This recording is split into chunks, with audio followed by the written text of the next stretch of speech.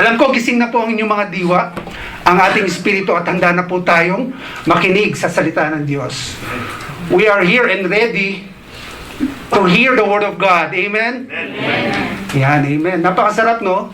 Na tayo ay nasa Panginoon. Kasi sabi dyan, this is the day which the Lord has made, and I will rejoice and be glad in it. Tayo pong lahat ay nagagalak dahil po tayo ay nasa presensya ng ating Panginoon. Last month po, ang ating pong topic is about characters. Did you still remember?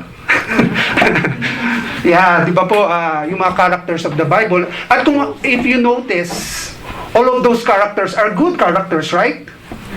There is Jonas. Yan, hindi po natin makakalimutan.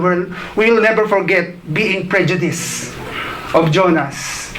And of course, my favorite din po ng ating pastor, Apostle Paul. Why favorite ko po si Apostle Paul? You know why? Maximize ang pagkagamit ng ating Panginoon kay Apostle Paul. Talaga namang sulit na sulit. And of course, si Joseph, one of my favorite stories in the Bible. Napakaganda po. And yung last, sino po yung last? Moses. This time, we're going to topic about character also. Kung last month po ay good characters, ngayon naman po, bad characters. Kontrabida.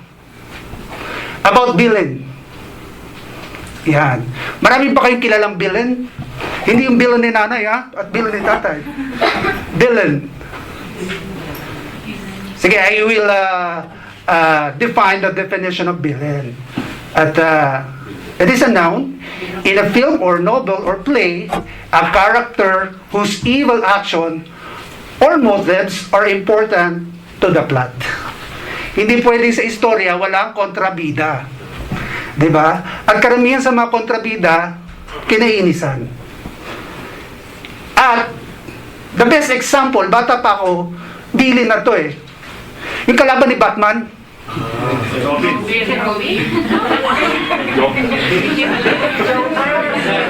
Joker kayo,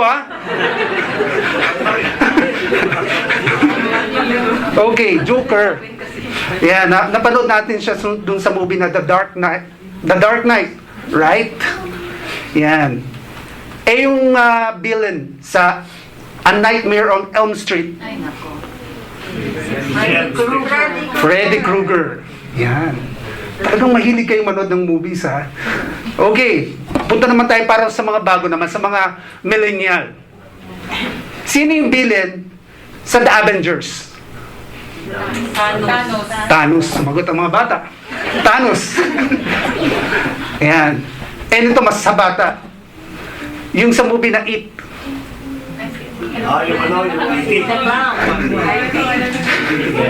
Ito, niloloko ng mga bata to pag nagtatakutan sila eh. Pennywise. So yan ang mga villain. But this time, we're going to tackle naman about a villain in the Bible. Where's my... Ayan.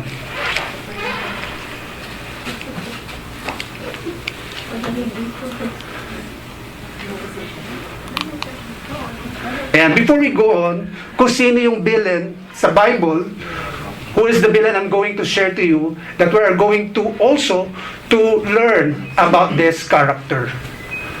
Let's read first our scripture for today. It is found in Matthew chapter 6, verse 24. I'm reading from ESV, or English Standard Version.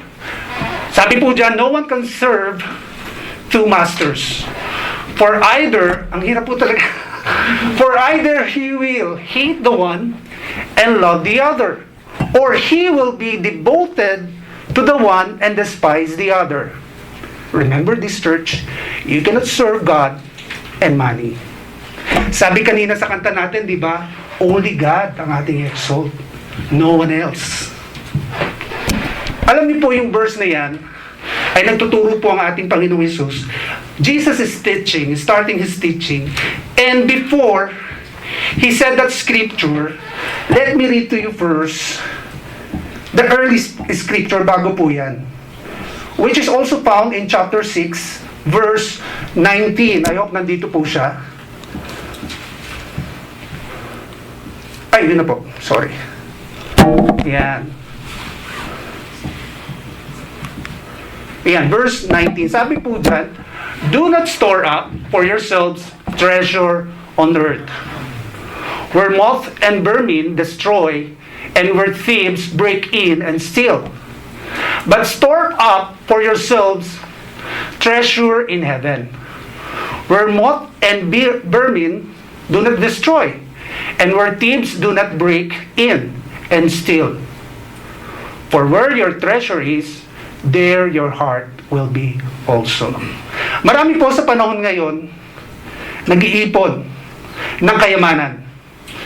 Last time narinig ko yung preaching, narinig ko yung testimony, wala daw siyang ipon. Pero may pundar. Maganda po yan. Di ba po? Mag-ipon, magsinop, magpundar, kaysa walang maipon. Walang-wala. Pero wag natin kalimutan, ang sabi sa verse, mag-ipon po tayo ng kayamanan sa langit. Again, I will read, do not store up for yourselves treasure on earth, where moths and vermin destroy. But saan daw po tayo mag-iipon? In heaven. Okay lang po kung marami po tayong ipon. Pero kung nauubos na po yung ating kalakasan, kaiipon, at nakakalimutan na po natin ang ating Panginoon, mag-ingat po tayo. Baka hindi na po ang Diyos. Maybe, God is not our God. Maybe, your God is money.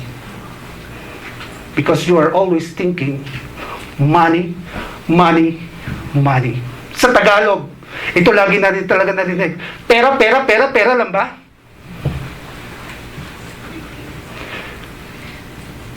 We all consume our energy to gain money.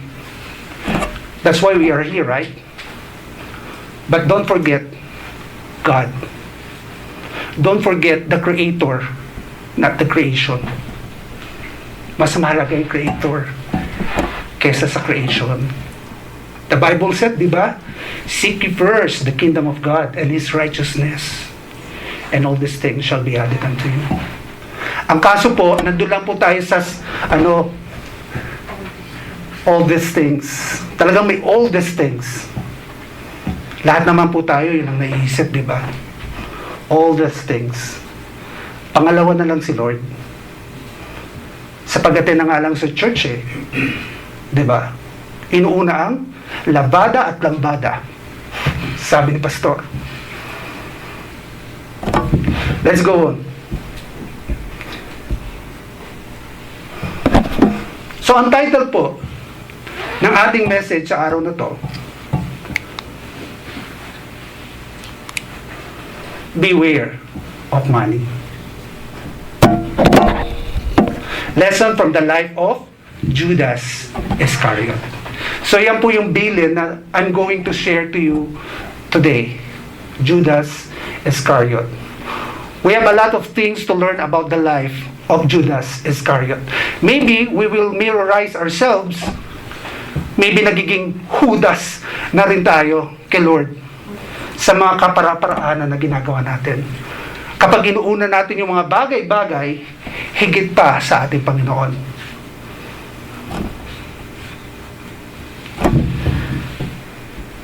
Pag sinabi pong be cautious, or beware, ibig sabihin po niyan, be cautious and alert to risk or dangers.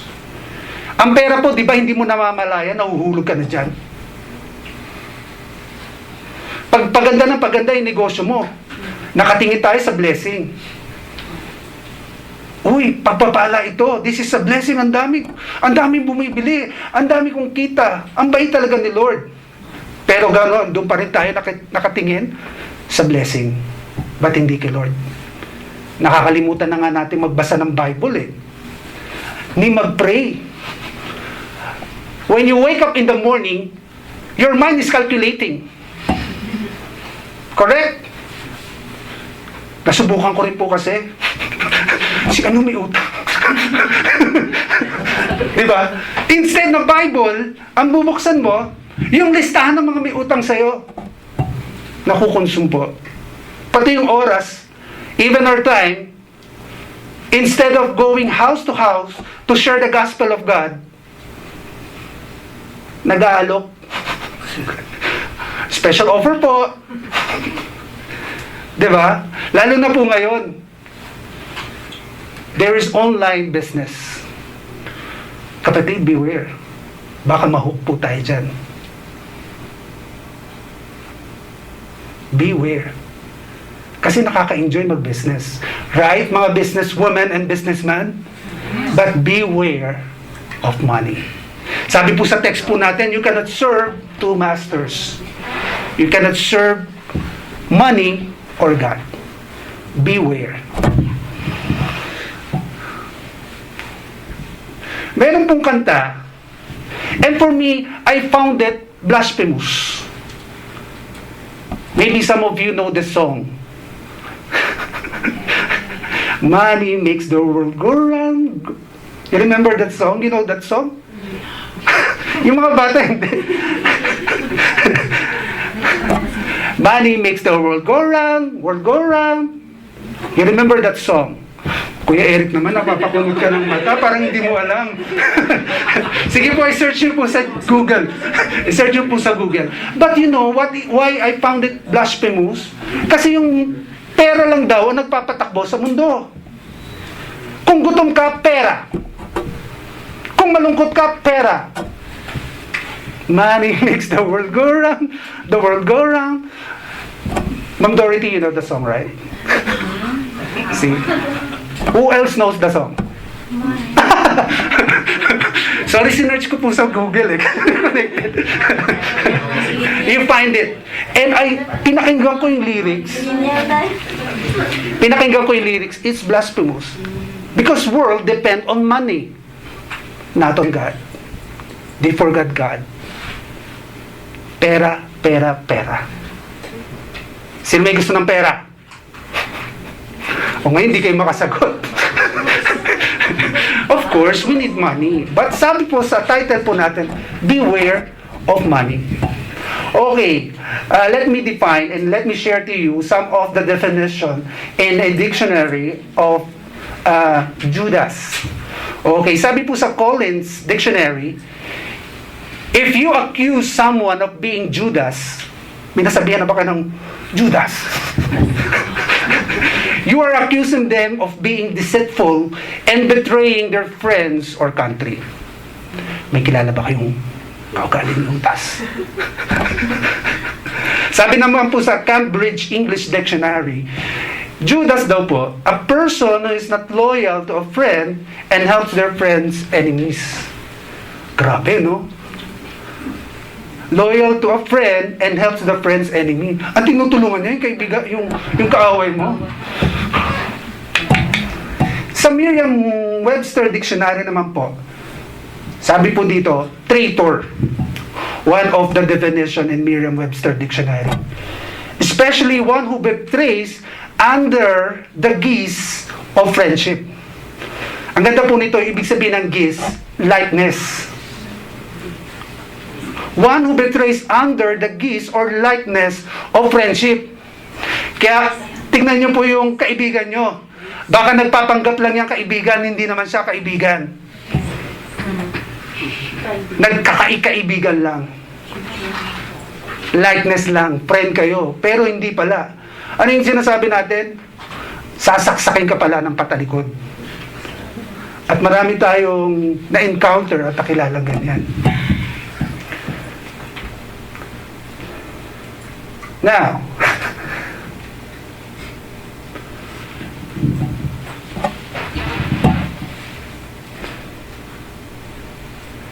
in biblical names, Judas meaning praise. Let him be praised. Yung etymology niya is from the verb yada, to praise. So maganda pala yung name na Judas. Diba? So pwede niyong ipangalan sa magiging mga anak nyo, Judas. At pag tinawag nyo, Judas! Maghugas ka na! Sino gusto pangalan Judas sa kanilang magiging anak? Jude. O kaya, Judith sa babae, di ba? Pinaganda pa Judith, pero Judas. Kaya lang na typecast na kasi yung pangalang Judas sa pagiging traitor or betrayer, di ba? Pero hindi. Maganda yung meaning ng Judas. Okay. Before I continue, I'd just like to share, di ba po sa Bible, marami namang mga pangapangalan. Hindi lang po isa ang Judas. Hindi rin isa ang Joseph. Right? There's a lot of Joseph, there's a lot of Bernard, there's a lot of Eric. Diba? Even in the Old Time, in New Testament times, there is a lot of the same yung names nila. In the 12 apostles, mga tinawag ni Jesus Christ, meron din magkakapangalan. Sige, let me read to you. The 12 whom he named apostle. Simon, whom he named Peter. Ang kapangalan niya is si Simon, who was called Silot. So, magkaiba yun. Doon pa lang, dalawa na. Tapos si James, na kapatid ni Andrew, at ni John, and Philip. Meron din siyang kapangalan. James din, the son of Alphaeus. So, dalawa na, di ba? At si Judas, may kapangalan din. Judas, the son of James. And Judas Iscariot, who became a traitor. So, tatlong tigpapares yung pare-pareho ang pangalan. So, now, we're going to know about the life of Judas. And let us search our life. Search ourselves. Maybe, nagiging Judas na tayo kay God. Not only to other person, but higit sa lahat, to God. Okay, let me give you background of Judas. Okay, Judas Iscariot background. Was a disciple and one of the original 12 apostles of Jesus Christ. Siya yung core. Na sila, kasama si Judas sa top 12. Actually, maraming disciples si Jesus Christ. Hindi lang 12. Pero ito yung mga pinili niya. At nakasama sa top 12, Judas Iscariot. Pasok. Judas Iscariot, the traitor, was the son of Simon, who lived in Keriot of Judah. So, taga-Judah si Judas. Keriot is a city. Kaya di ba Jesus of Nazareth, Judas Iscariot from Keriot. He betrayed Jesus for 30 pieces of silver and afterwards hung himself. You can find that in Matthew chapter 26, verses 14 to 16. Today's spot price for silver is 0.47 per gram. The silver in those 30 coins will be worth 197.40, equal to 740.45 Saudi Riyal. Mababa lang. Mababa. 30 pieces of silver coins, hindi po ganun kalaki. Di ba po? Pero sa taong gahaman, kahit maliit, pwede na yan. Walang pinapatawad. Pere. Greedy kasi. Kahit maliit lang, okay pa rin yan. Magkapera lang. It happens now, right? Magkapera lang, makabili lang ng panawid gutom, ibibenta pati kaluluwa. Magnanakaw. Pinakamadali, di ba? Magnakaw. Kumupit sa bag ni mami. Maliliit, pero hindi maliit. Di ba? Si Judas maliit lang.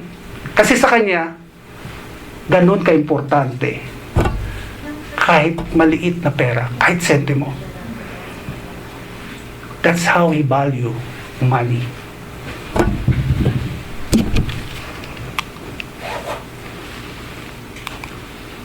Number 4, it is said that Judas came from Judah, near Jericho. he was a Judean. And the rest of the disciples were Galilean. So siya lang talaga yung naiba, no? Siya is from Judea. Pero kung tutusin yung pinanggalingan niya, napakaganda. From the tribes of Judah. And all the rest of the disciples is from Galilee. No one can deny that Judas was a covetous, greedy man, and at times he used his position as treasurer of the band to pilfer or steal from the common purse. Sige po, let's continue.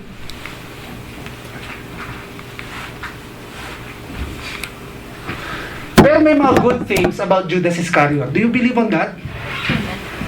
May mga good things about Judas Iscariot.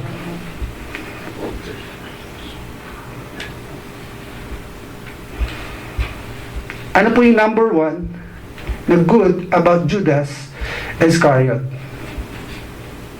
Ito yung mga good na nga sinayang pa niya.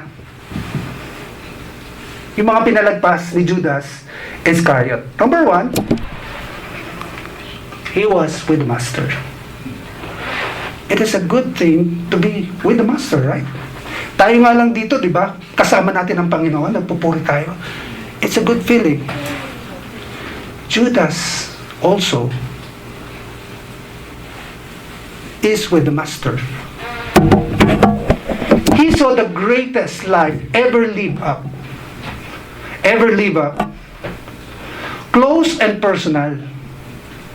You can have better model of faith than Jesus, or better environment for forming faith than Judas had in walking with the Savior.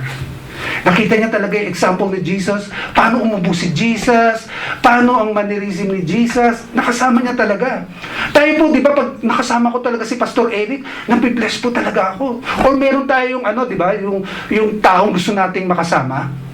Talagang tinitreasure natin, bawat gusto mo makita, pati yung paghinga niya, pagbuka ng bibig, lahat parang gusto mo makita because you admire this person. Judas also is with the Master. He saw everything. How Jesus react on the circumstances. How Jesus perform miracle. Tayo nga, di ba, nabibless tayo sa mga pastor? Nakaka-bless, nakaka-encourage. Also, Judas witnessed that. Number two. Yan po pala, Jesus walked with Jesus for 3 years. Nakasama niya ang ating Panginoon for 3 years. Kung isipin po natin, tayo na lang po dito sa GCC. Nakasama po natin ang ating Panginoon for 9 years. Pero meron pa rin pong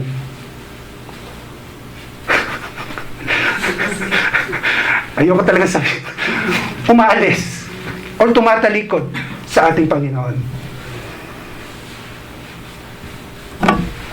Ang tagal-tagal na, umalis pa sa tunay na pananampalataya. At marami po tayong kilala na gumawa niyan. Si Judas, 3 years, nakasama niya ang ating Panginoon. But, naging traitor pa rin siya. Number 2, he was chosen. We are also chosen, di ba? We are child of God, a royal priesthood, a holy nation. Also Judas. Ba't alam niyo naman po ano nangyari kay Judas?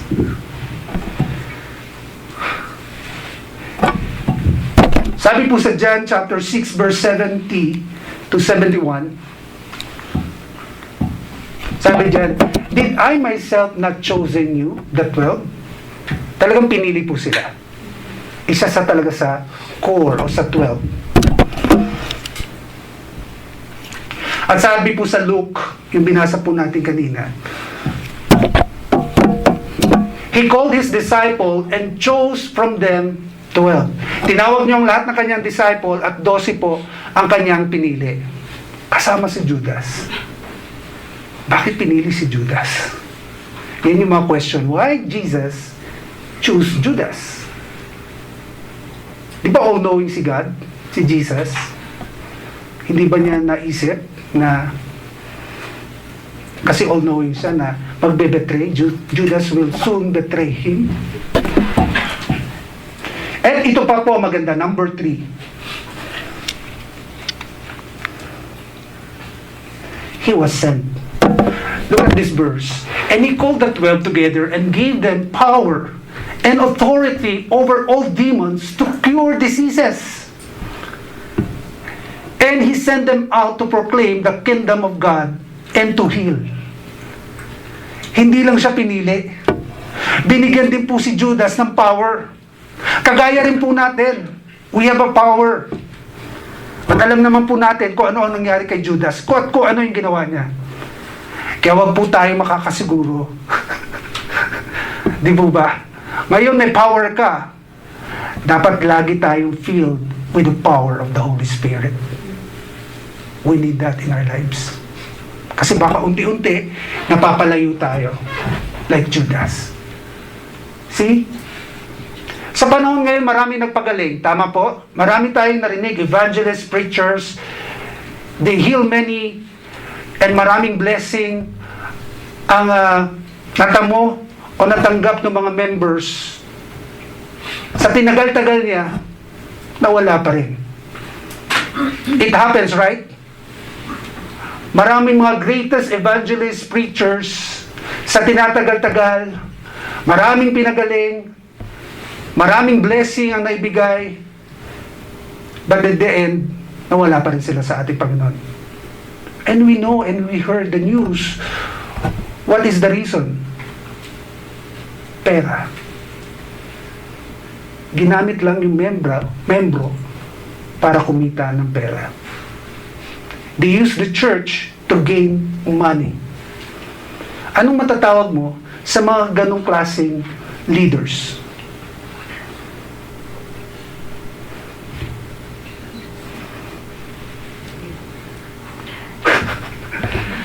Judas. Like Judas. Because they value money than the ministry.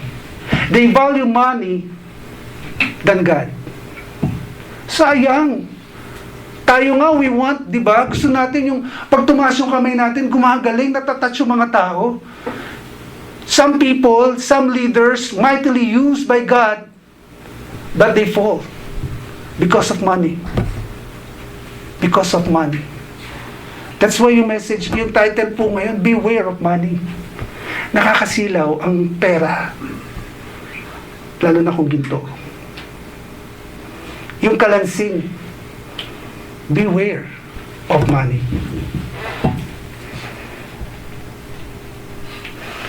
Ito, I'd like to share to you this passage of scripture which is found in Matthew. Sabi po dyan, not everyone who says to me, Lord, Lord, will enter the kingdom of heaven.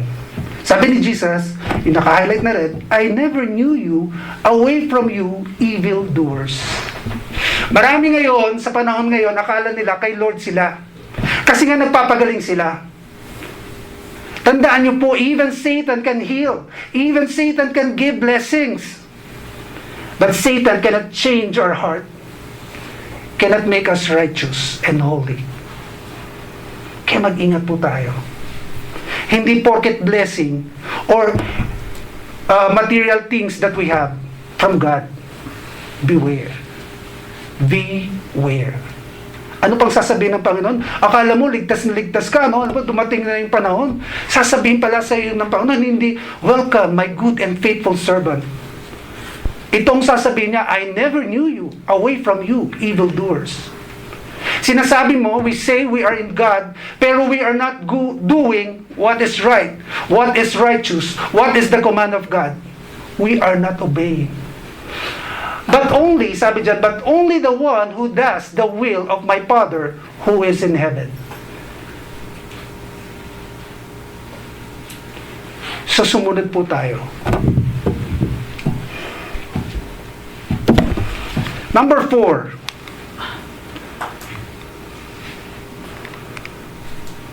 Good things about Judas Iscariot. He witnessed the miracles and teaching of Jesus Christ. Kung kayo po nabubuhay ng panahon ni Jesus Christ, At kasama niyo siya talaga. And you see the water change into wine. Wow. Tatalikod ka pa ba kay Lord? Jesus cured the nobleman's son.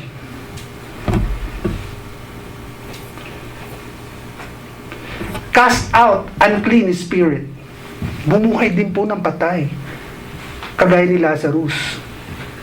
And Judas witnessed that. See?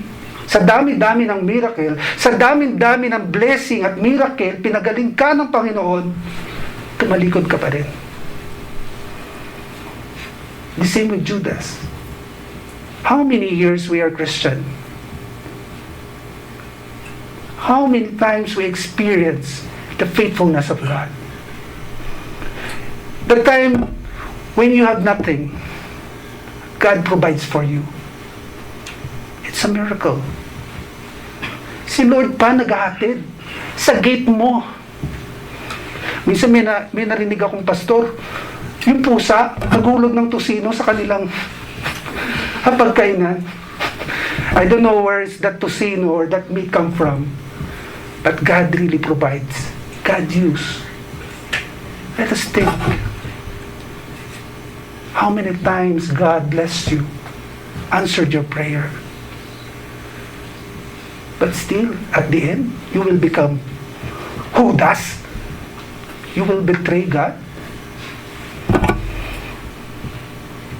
Napakaraming teachings, napakaraming, hindi ko na isa-isayin, alam naman po natin sa Bible, yung mga miracles ni Jesus. Even yung bread na multiply, Judas is there. Sa pangatan nagabot ng basket. He witnessed that. He's with Jesus. Pero anong ginawa niya? Good things about Judas Iscariot, he was a treasurer. Ayan. Di ba po, ang pagiging treasurer, hindi naman natin binibigay sa taong hindi ka, ang tawag dito? Katiwa-tiwala. Trustworthy. Di ba po? Pag nakita mo itsura, nagiging prejudice ka na, ay, hindi ito pagkakatiwala. Di ba po? Pero of course, we will not give yung part na maging treasurer. At yun ay punta kay Judas. At ang inyong lingkod rin po ay kasama sa finance ministry. Kami po ni Ate Roxanne. Hindi po kami si Ananias at Sapira. Dahil takot kami. Diba, Ate Rox? May mawala lang sentimo, hindi kami uuwi. Hindi nyo alam kung gaano kahirap maghanap ng nawawalang sentimo. Hindi makakatulog si Ate Roxanne. Para lang makita yung sentimong yun. And thank you for trusting us. Not because only katiwa-tiwala ang aming mga mukha. Ba't talagang pagkakatiwala? Dahil takot din talaga kami. Kaya hindi po kami nagbibilang na mag-isa lang. Hindi po kami nagbibilang na kailan tatlo may witness aside from us. At hindi rin po pwedeng magbilang ang mag-asawa. Kasama ko yung asawa ko, tapos kami lang dalawa nagbibilang. Baka maging Ananias at Sapphira kami. Mahirap po yan. So maganda pa rin kung nagbibilang, may ibang tao or ibang leaders. He was a treasurer. Pero mo sa kanya binigay ang pagiging treasurer. Good thing yun, di ba?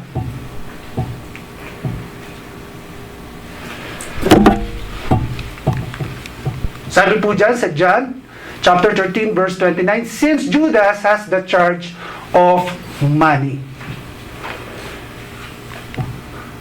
At sabi naman po sa John din po, chapter 12, verse 6, and having charge of the money bag. So siya po ang may hawak ng buslo. And of course, if you are treasurer, and if you are in the finance, malapit ang tukso. Ang lapit lang, di ba? Pwedeng pwede. Kaya dapat yung magiging mga treasurer at mga ingat yaman ay marunong talaga mag-ingat ng yaman. At honest po dapat talaga. See? Judas is with God. Judas is with Christ. Judas is with Jesus. but the money bag is also with him. Buslo o Jesus? Buslo o Jesus? Kwarta o Panginoon? Yun nga lang pinagpalit niya ang ating Panginoon. Magkano lang? 700 something reals? Ang babaw, di ba? Ibibenta mo ang iyong kaligtasan dahil lamang sa konting halaga. And there are some tax collectors in the Bible. And one of my favorite tax collector is Zacchaeus. Di ba po? Kasi di ba nagsisi siya talaga? Nung nakita niya si Jesus Christ, na in love talaga siya sa ating Panginoon. And he returned yung mga nakulimbat at nakupit niya. At yung mga nakuhanan niya, those people, those who are poor, o ng mga tao na he get money, how many times he repay? 4 times. And that is repentance. Judas Iscariot. Zacchaeus can say, okay na to, pinatawad naman ako ng Panginoon, bakit ko pa ibabalik? Pera na, magiging bato pa, napatawad naman ako, accept ko naman si Jesus Christ. Why? It shows genuine repentance. Kaya po, kung may pera po tayo at hindi galing sa mabuti, isoli po natin. Ibalik po natin. Hindi po yan galing kay Lord. Mag-ingat po tayo. Also, Matthew is also a tax collector. Now, ito naman po yung bad things about Judas Iscariot. Yan. Number 1, he loves money. Talagang mahal niya ang pera. Higit talaga sa ating Panginoon. Kasi nagawa niya yun eh. Sabi po dyan, he said this is not because he cared about the poor, but because he was a thief. Yan po yung babae, the woman, who anointed Jesus Christ on his feet about the perfume. And Judas said, why was this ointment not sold for 300 denarii and give to the poor? He said this not because he cared about the poor, but because he was a thief.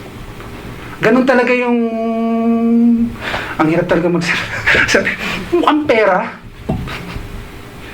Ganun talaga, no? Oh, sayang. Talagang pera, lahat value niya pera. Oh, sayang no. Oh, tayong bibili niya kasi sayang. Sayang naman tinapon. Tayo nga minsan pinipigil pa natin eh. We don't enjoy our earnings. Sayang yung pera. Enjoy. Let's enjoy our money. Huwag mo itabi. Baka mabulok na lang yan. Enjoy and share your money. Much better. Amen? Amen. Huwag gano'n. Na konti ano. Sayang. Sayang. The same with Judas. Nang hinayang siya dun sa perfume. Because laging tumatakbo, siguro gumagano'n yung utak ni ni Judas. Ting ting ting, parang calculator. Nag-ano agad, ang tawag doon, yung exchange rate. Nako-convert, may conversion agad siya. So how Judas valued money? Number 2. But about Judas, he betrayed Jesus, his master. Sa Psalms po, mababasa po natin, kagaya rin po ang nangyari kay Jesus. Sabi po dyan sa Psalms 41 verse 9, even my close friend in whom I trusted, who ate my bread, has lifted his heel against me. Close friend niya si Judas. Di ba ang Panginoon tawag naman niya sa mga tao niya or sa mga disciple niya, my friend. And we are also friend of God. But same Judas, he betrayed Jesus Christ. Close friend. Nakaranas na po ba kayo ng ganon? Yung close friend mo, binetray ka. Di ba ang sakit? Ito pa ang napakasakit. Asawa mo, binitray ka. Masakit po yun. Siya na nga yung katuwang mo eh. Siya na nga yung kaisa mo, he betrayed you. Masakit po yun. Parang okay lang na i-betray ng mga ibang tao, pero yung closest sa'yo, ang sakit. See what Jesus feel about that. Number 3, he is a traitor. Traidor. Judas Iscariot became a traitor because of money. Number 4, he is a robber. Sabi po dyan, naka-highlight na red. But because he was a thief, and as he had the money box, he used to pilfer or steal what was put into it. So sabi ko nga kanina, napakadaling magnakaw kapag hawak mo na yung pera. Andun talaga yung tentasyon. Nasubukan nyo na po ba yung pinabili kayo sa tindahan ng magulang nyo? Tapos hindi lahat ng sukles inano mo. Or may binili kang hindi naman pinabibili. Kapatid, pangungupit po rin po yan. Huwag po natin sanayan, mga bata. Nag-uumpisa sa maliit na pangungupit at mauwi na yan sa pagmalaki. Lalaki po yan. Baka kalakihan mo. Susunod, naku, nakakalusot na ako sa maliliit na pakupit-kupit. Nagtatrabaho ka na. This time, big time na ako. Malaki na ang kukupitin ko. Sa mga bata, mga magulang, huwag po natin turuan ang ating mga anak. Bigyan po natin sila ng leksyon na huwag mangupit. And number 5, he did not repent, but he remorse. Yung repent and remorse, kung titignan po natin synonyms, at pareho lang po sila, tipo ba? Parang magkasing kahulugan. The same meaning. Sabi po dyan, as nouns, the difference between repentance and remorse. Repentance is the condition of being patient, while remorse is feeling of regret or sadness for doing wrong or sinning. Ang nangyari po kay Judas, nag-remorse siya. Di ba nararanasan po natin yun pagka nakagawa tayo ng kasalanan, sisi tayo. Pero ang tanong, nagbago ka ba? Saktan mo sarili mo, pero babalik ka naman sa dati mong ginagawa. Yan, para malinaw po. About remorse and repentance. Sabi po dyan, remorse, a feeling of sadness and being sorry for something you have done. You feel sorry, but sabi po, in a biblical definition ng repentance, is to make a change of mind, heart, and action by turning away from sin and self and returning to God. So yun po yung tunay repentance. Kagaya po ni Zacchaeus. May action kang ginagawa para hindi na gawin yung mga pagkakamali mo. Sisi ka nga sisi, halos saktan mo sa sarili mo. Magbago ka. Mag-change ka. Hindi yung pakitang sisi lang. Pero wala namang nababago, wala namang nakikita. Ganun pa rin. And this is the difference naman po ni Peter and Judas. Remember Peter? He also denied Jesus Christ 3 times. Right? Pero ano magandang ginawa ni Peter? Nagsisi siya. Kaya na-restored siya eh. Tinalikuran niya yung pagiging denial. Tinatanggi niya ang Diyos sa pagiging bold naman. Di ba po? Naging bold siya. At naalala ko yung sinabi niya, nung time na hinuli sila,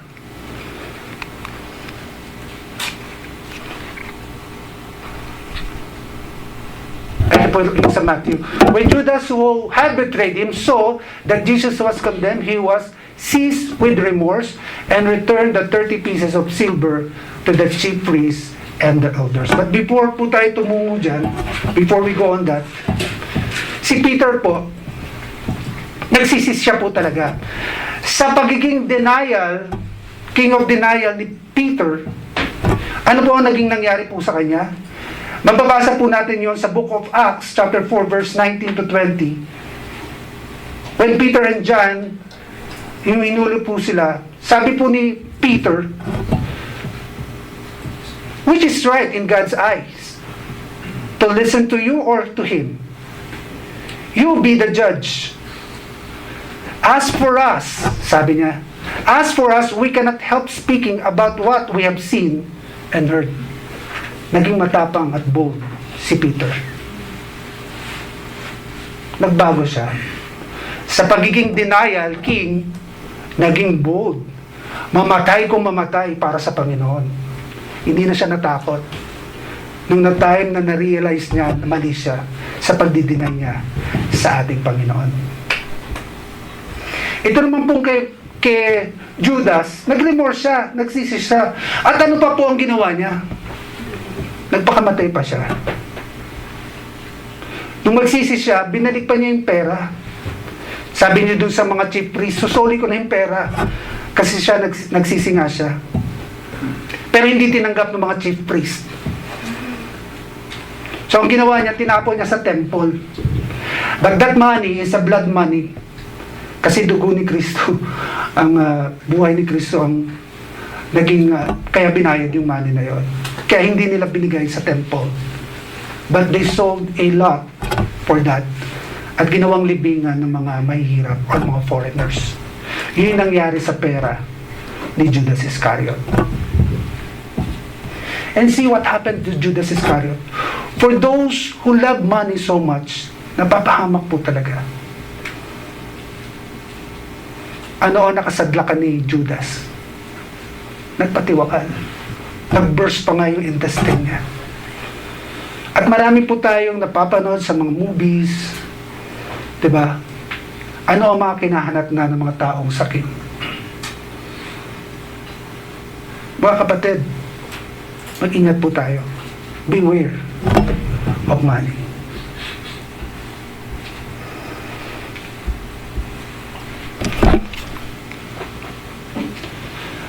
I'd like to share to you a verse to remember.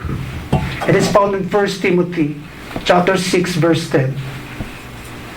Sabi po dyan, for the love of money is a root of all kinds of evil.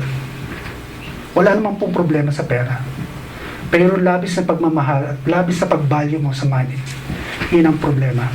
At nagkukos siya ng all kinds of evil. Because of money, there's prostitution. Because of money, there's corruption. Because of money, there's selfishness. Even tayo magkakamag-anak at magkakapatid, nag-aaway because of money. Beware, mga kapatid. Love God more than money. Again, I will read, for the love of money is a root of all kinds of evil. It is through this craving. Look at this. It is through this craving.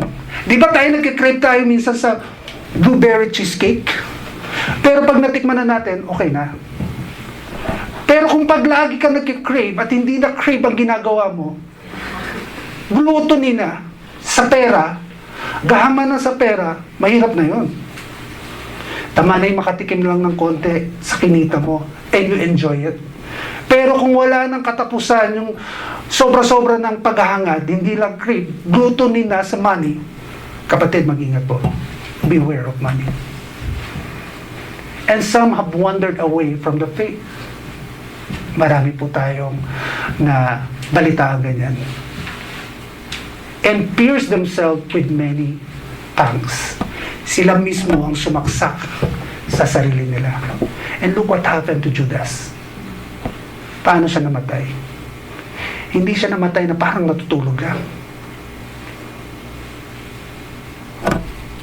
Sabog ang tiyan.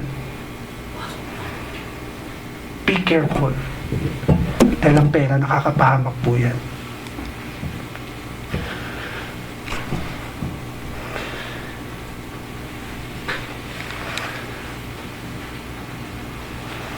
I'd like also to share, bago po kasi sinabi yung for the love of money is the root of all kinds of evil. Bago po sinabi ito.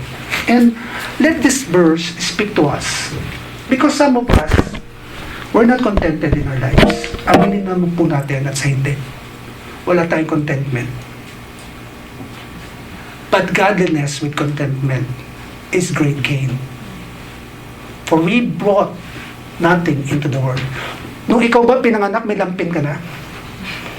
Sabi nila, di ba, nung pinanganak ka, meron ka na raw, silver spoon? Walang ganun. Lumabas kang hubad. And we cannot take anything out of the world. Wala tayong madadala. Naalala ko talaga yung, mga Chinese, Kung Hei Fat Choi. Pag sila po ay namatay, it's their ritual. Money, makikita mo yung coffin nila, may money, at kung ano pang padala. Mayroon pang kotse na ginawa para daw pumadala nila. No, that's wrong. Wala po tayong madadala sa kabilang buhay. But if we have food and clothing, with this, we will be content. Pag ikaw natutong maging kontento sa buhay, ikaw ang pinakamasayang tao. Kasi kung hindi ka kontento, if you are not contented with your life, hahanap at hahanap ka pa rin. You don't have satisfaction. At narinig na rin po natin, even the richest in the world, si King Solomon na lang po. Ano pong sabi niya, di ba? Vanity. Marami pong mayaman ngayon, hindi masaya. Blessed pa yung poor because they have Jesus. And we are blessed. Sobra-sobra. Minsan hindi po tayo nagbibilang ng blessing natin. Kaya hindi po tayo kontento. May hinahanap pa kasi tayo. But you know what? When Jesus is in our heart, we are complete. We are satisfied. The great provider is with us. Sabi po dyan, but those who desire to be rich fall into temptation. Diba po kasi naghahangad pang mayaman na, gusto pang yumaman. Into a snare, into many senselessness and harmful desires that plunge people into the ruin and destruction. Dito po pumasok yung verse na yon. For the love of money is the root of all kinds of evil. It is through this craving that some have wandered away from the faith and pierced themselves with many pangs. Kapatid, baka sa oras na ito, maybe some of us, may mas inuuna tayo rather than God. Mas inuuna natin yung trabaho. Mas binibigyan natin ng importansya yung overtime than Friday worship.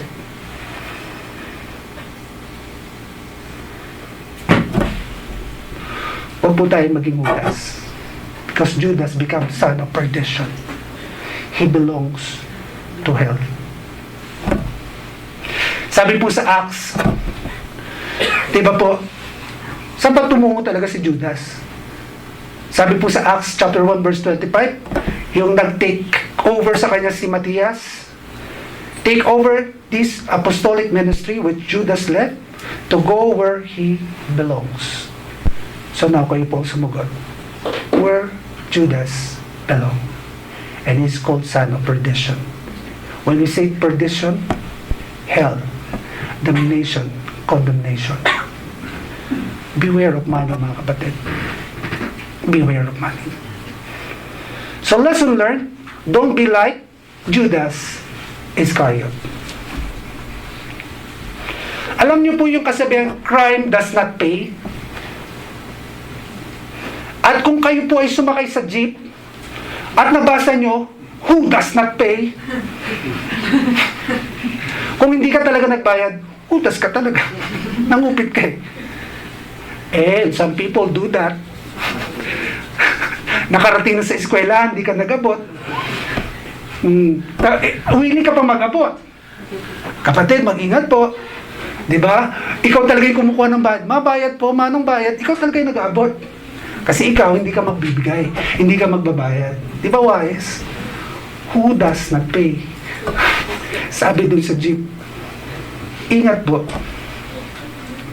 Ingat po tayo. Sabi po, yung meaning of crime does not pay. Sabi po put dito the praise. Crime does not pay means that crime or only illegal methods of earnings is not a profitable venture, or rather it is never beneficial. Its implied meaning as that it always invites punishment.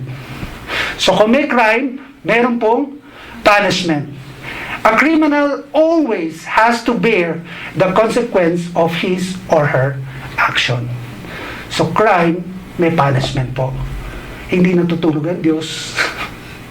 Kala mo nakakalusot po tayo sa mga bagay-bagay na ginagawa natin. But God is omniscient. Hindi makakalusot po yan. Mga kapatid, let us all stand. And maybe tayo po, masakit mang sabihin, sometimes we become Judas, like Judas. Meron tayong mga bagay na inuuna rather than God. Inuuna natin yung trabaho, yung pagkakakitaan, rather come to church. Let us ask forgiveness from God.